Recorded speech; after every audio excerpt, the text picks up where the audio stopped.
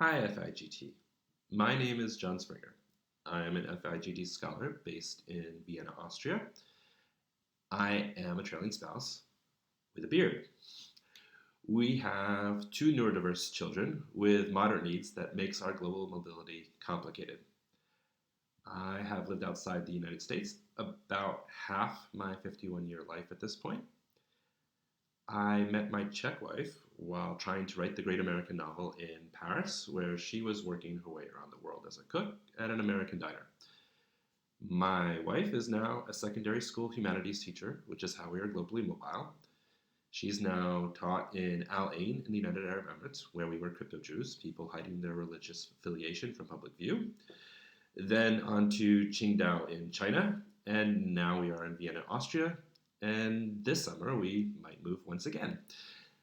My wife and I are separated and currently working through dating each other while seeing marriage counselor number 2, who prefers to be called a truth doula. I find myself in unique positions often. I'm an international school parent advocate, married to an educator, helping my wife search for jobs, led to being an assistant administrator for an educator job search Facebook page in 2018.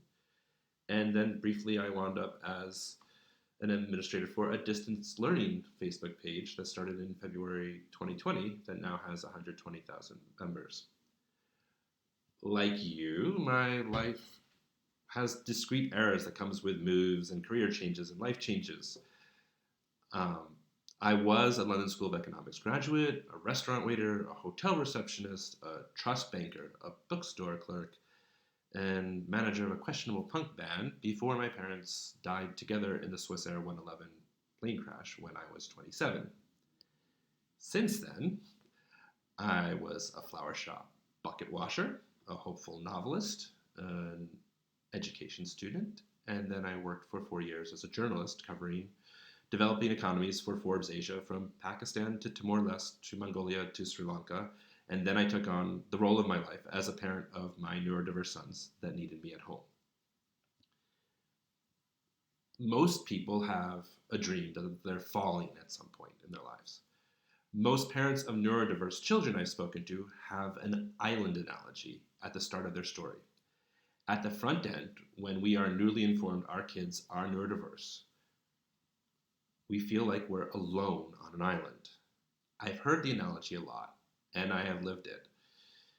My passion is to get neurodiverse parents, parents of children with special learning needs, in globally mobile families, off of those islands, and connected to supportive communities faster. At our school in Vienna, I started a parent support group for parents of neurodiverse children in 2020 that now has about 70 members. This past fall, I convinced our school that we could have the whole school participate in the SENIA conference, which stands for Special Education Network and Inclusion Association. Our whole school could go and join their conference on inclusion education. And that was a way for the families of our school, where 1 out of 7 students in our school has some kind of learning accommodation, to feel more seen and to feel more belonging as members of the community, and also to get information.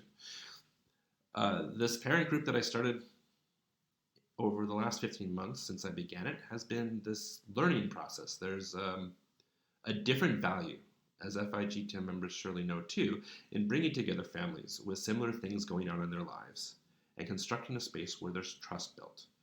It is still early, only 15 months on, and yet we have gone from a very, very quiet group, like a bunch of students at their first school dance, standing quietly against walls in the shadows, not sure, to a group where people are starting to sometimes really talk really openly and personally about struggles and successes and sharing with each other and supporting each other.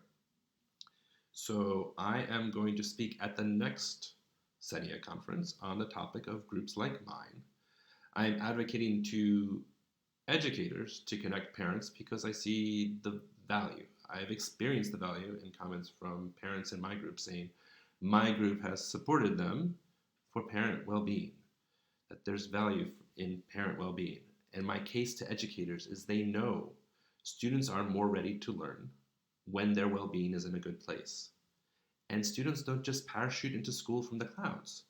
They come from homes, and the well-being of the kids' parents impacts the kids' well-being and their readiness to learn. So if a group like mine helps reduce parents' stress, then there's a clear case for educators that my group like mine provides better learning outcomes.